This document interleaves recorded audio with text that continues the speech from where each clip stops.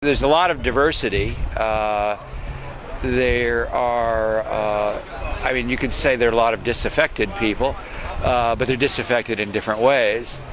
So there are homeless people like me. There are, the Veterans for Peace here, students. There's a student contingent here.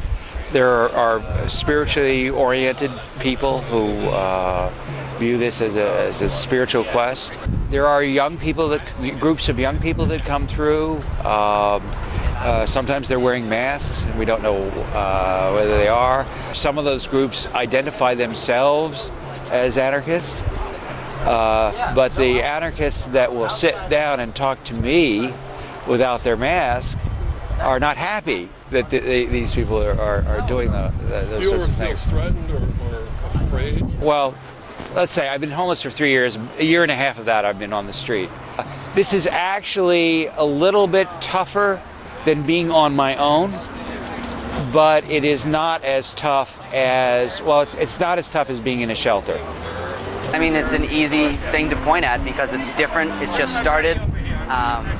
And there are people here who have controversial political ideologies, and it's always useful to want to blame young folk gathered in a location who are angry about a lot of things. I picked up a few bits of wisdom along the way, and one of the things I picked up was, if you don't like the message, smear the messenger.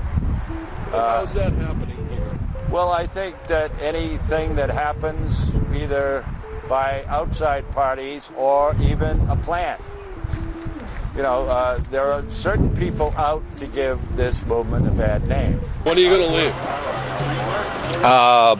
When we've changed the system.